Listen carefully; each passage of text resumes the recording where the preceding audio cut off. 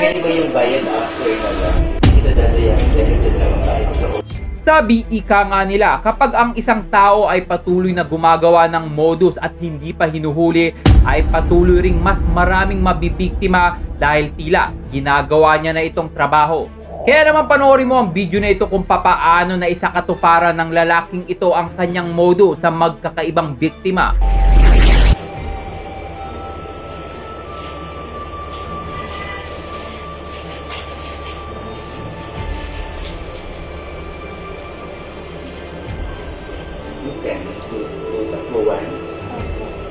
Body scrub or foot scrub po?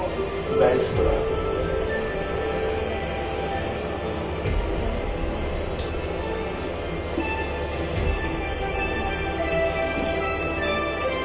After na po, sir? Hindi, ngayon na bibili kami.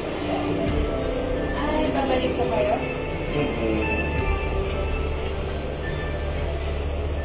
Parang naman ako si Mama. Ay, di mo po makita sa labas, sir. Sa labas? Opo, may marami pa din. Body scrub, stone Bakit po. ano bang meron dyan sila pa?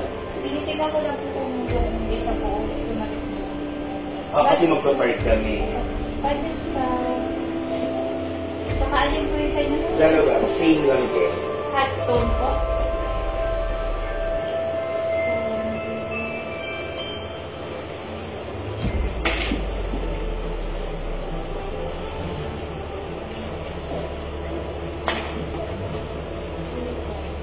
Alam ko nagagalit.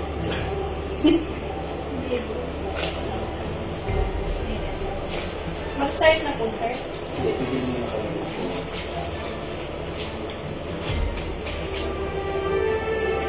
Ano? Pwede ba yung bayad after na lang? Opo, ganun Hindi, na. ganun na lang. Para hindi ka makapag-verify. Makapag-verify. Okay, sir. 3 times.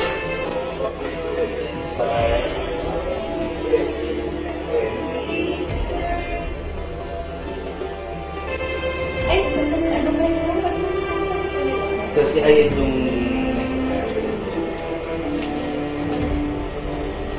hindi kita dadayan dahil dyan naman tayo sa old day. Opo. Balikan ko ha, bibilang kami ng pagkain. Opo.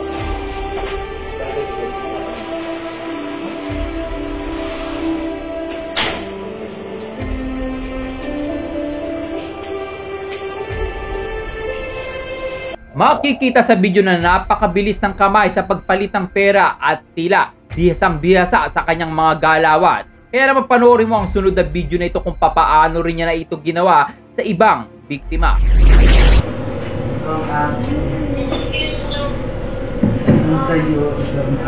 Huwag mo nang iiling tibo ko.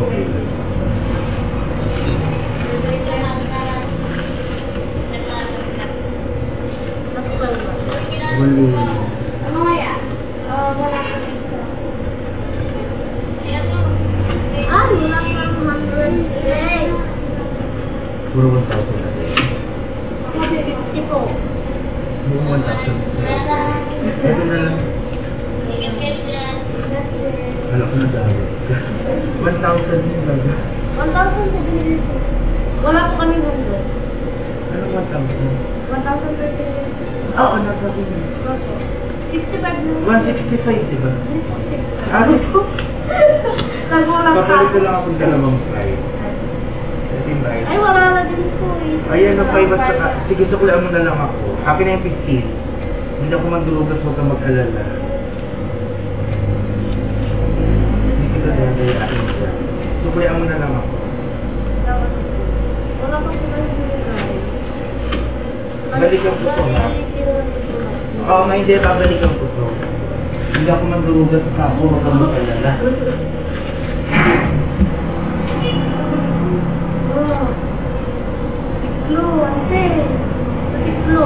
Isang pagpapatunay na kailangan ng hanapin ang lalaking ito ng ating otoridad dahil makikita sa video na paulit-ulit ng ginagawa ang modus na ito na labag sa ating batas.